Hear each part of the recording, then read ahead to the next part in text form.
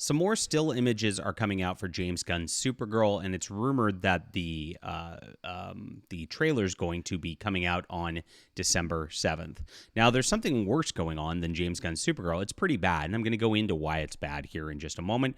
But the Sophie Campbell comic that DC Comics is actually doing is getting really, really sick, and they're pushing the woke agenda harder than ever before. DC Comics, your boy Zach, back before he went off on his tirade and all that, used to say that they're like the equivalent of a comic book gay bar out there. And that's exactly what they do. They just turn all of their characters gay, and Supergirl is now no exception. So let's get into the history of Supergirl. I am the world's foremost Supergirl expert. They should be having me write the story because I write these type of characters very, very well. But unfortunately, we know how it goes in these types of things. You can get a story of mine that feels a lot like maybe Supergirl should be as a character, though. This is my character Metagirl in Flying Sparks, and you can see right here that I am posting up a Substack where I'm just giving you free comic books daily. Great pages. This is wonderful stuff. There's 5 issues in, absolutely for free. Just sign up and just get notified when these come out, like a webcomic. And I want to get people reading again because I think Marvel and DC Comics have botched things. They've gone super far left. It's caused massive problems for the comic book industry, and we got to make comics great again by doing our own thing. So I'm glad you guys are here. Thank you for being part of the real rebellion in the comic book industry. Banned from everywhere, blacklisted from everywhere. Substack's a great free speech platform. I really, really love it. Sign up here. And if you do want to support our project, there is a paid option where you can just support me. It's like a Patreon, and I appreciate that. It helps our channel quite a bit, and it helps me do what I do in terms of making and producing comics. So thank you guys for being here, supporting that. This is in the description below, and I do have a web store, and I should note that it is Thanksgiving weekend, and we do have some books on sale. I always forget about this, and because of this, we have the Emerald Array and the Hidden Emperor both on sale from my usual $25 for a graphic novel to $14.99 for a graphic novel. That is a great deal, best you're going to find. Grab these if you want to get some good sci-fi action fun. This is in the web store while supplies last because we only have so much stock of this. So once this goes away, it's gone. All right, thank you guys for reading and checking these out. Okay, let's get into James Gunn and what he's been doing with Supergirl. Been pretty bad. Now, Supergirl started as the cousin of Kal-El, as you might be aware. Why not Superman? I'm also from the planet Krypton. Here it is.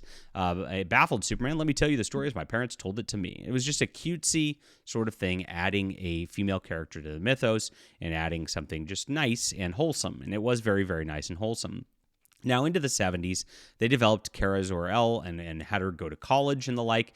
She had a short-run series, which never got collected, incidentally.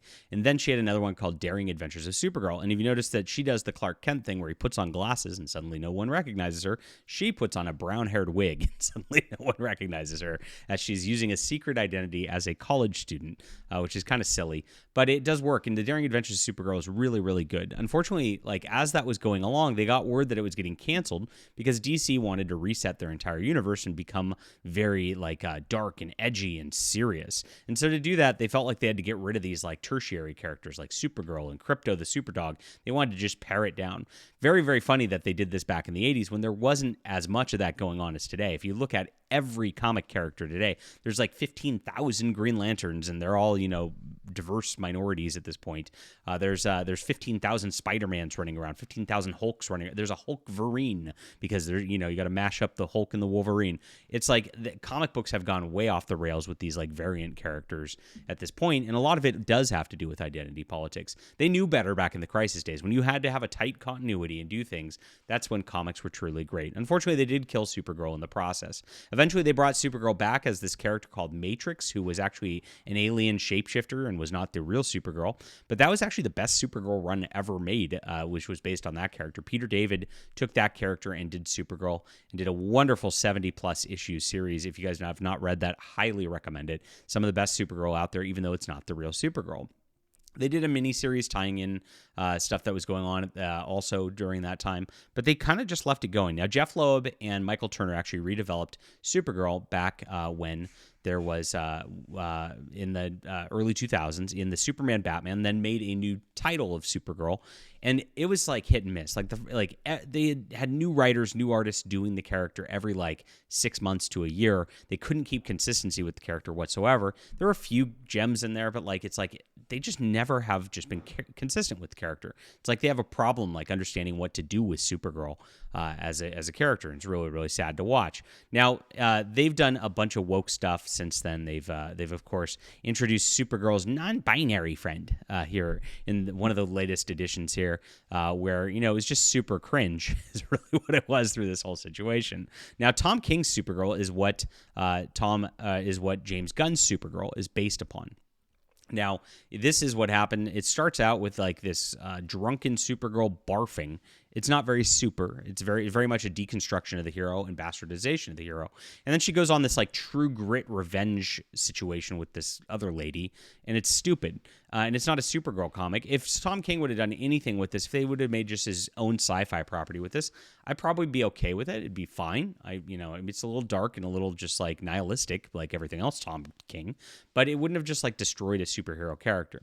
But it did destroy Supergirl, and unfortunately, James Gunn is using this version of Supergirl as drunken harlot Supergirl. It looks like she's Dee from Always Sunny in Philadelphia getting drunk at the bar. Just like these are the still images that they're using to promote it. And then, of course, they use the look out in the poster out there. Absolutely atrocious. Now, this is going to be a complete awful thing we're going to see when it comes out in the movie theaters, and I'm not looking forward to it whatsoever. I think it's the end of James Gunn's DC universe because, like, what a terrible waste of Supergirl. Now, in terms of, like, on screen, the original movie did a pretty good job back in the day. It wasn't perfect, but it did a pretty good job of presenting the Supergirl character. Melissa Benoist's Supergirl for of course originally CBS, then the CW. The first season was actually okay. That was the CBS version. Then once they switched to the CW, it went woke and had problems with it. But the comic books are going off the rails again. Now they've hired a transgender activist named Sophie Campbell, who actually ruined the Teenage Mutant Ninja Turtles. They introduced a fifth turtle who was a female turtle to, of course, make things go off in that direction, and introduce a bunch of woke concepts into the series, which eventually led to it getting canceled and having to be rebooted because Sophie Campbell made it go off the rails. Now, Sophie Campbell is a man who pretends to be a woman, much like a lot of people who work at DC Comics, a complete transgender activist like the Gretchen Felker person who really got yeeted because of the Charlie Kirk situation before, but they're all like this, and they're all activists, and this is what they're doing to Supergirl now. This is what's coming out in February. They're doing a Valentine's Day issue where Supergirl's pining for a couple of chicks. And this is what's happening. This has never been done before in the history of Supergirl, in the history of DC Comics. Supergirl wanting to go on a date with my crush or make up with my best friend. If only I could do both. And she's pining after this like shaved head, they, them woman and this other woman, clearly indicating that she is a homosexual in this. And this is exactly what DC Comics does to every character all the time. And no, why would they stop here? So as the James Gunn Supergirl is coming out, and it's going to be a new movie out, this is what they're doing with the comics. Yay. Just wrecking the character even further. And this is even worse than something that James Gunn's doing with the character. It's like, what the heck are they thinking in the comic offices? But it is. It's always like Boy Zach said back in the day, DC Comics has become just the comic book equivalent of gay bar. It hasn't gotten better. The Absolute Universe isn't better. It's all filled with this crap DEI nonsense over and over and over again. Marvel and DC are pushing this harder than ever before, and people need to wake up for it because these are the things that movies and TV shows eventually get based on as well.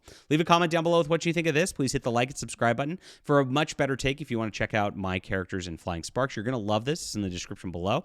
It's on my Substack. Secondly, we've got some books on sale in my web store. Make sure not to miss these because they're only available on sale for the next couple of days. We'll be back soon.